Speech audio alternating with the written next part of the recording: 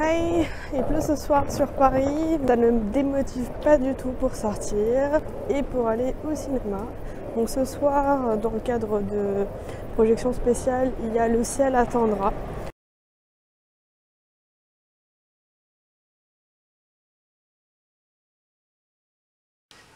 Hello tout le monde!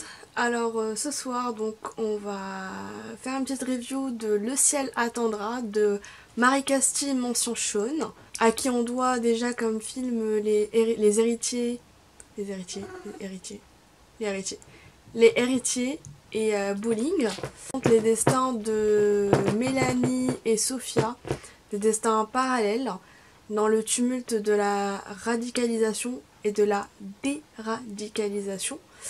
Les deux actrices principales qui sont Noémie Merlan et Naomi Amargé donnent tout dans le film, au point où on aurait envie de les prendre dans les bras et de les serrer et de leur dire que les choses vont très bien se passer.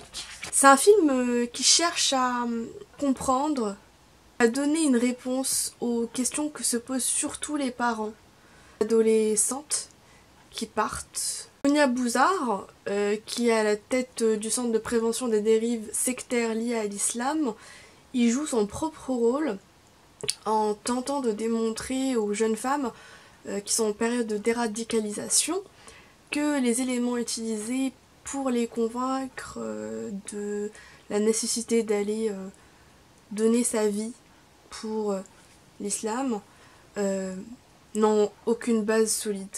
La réalisatrice a suivi les équipes de Sonia Bouzard pendant 3 mois et qu'elle s'est inspirée de ses observations et des livres que sont Ils cherchent le paradis, Ils ont trouvé l'enfer et La vie après Daesh pour écrire le scénario du film.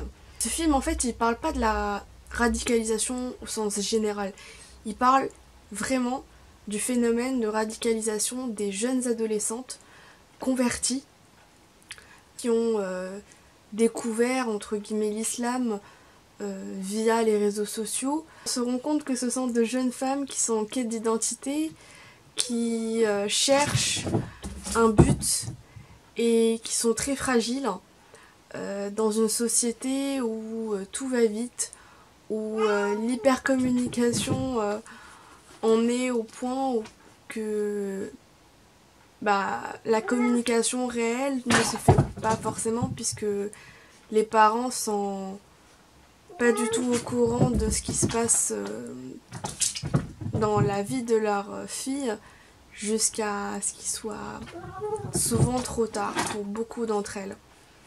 Un film qui fait pas forcément l'unanimité, mais pour moi c'est un film qui tente d'ouvrir le dialogue, mettre en place des canaux de communication. C'est un film à voir. Je mettrai en description des liens vers les sources officielles qui traitent de la déradicalisation, si vous avez envie de voir plus ou de lire dessus. N'hésitez pas à laisser des commentaires pour interagir, likez la vidéo aussi. N'oubliez pas de mettre un petit pouce, ça serait cool.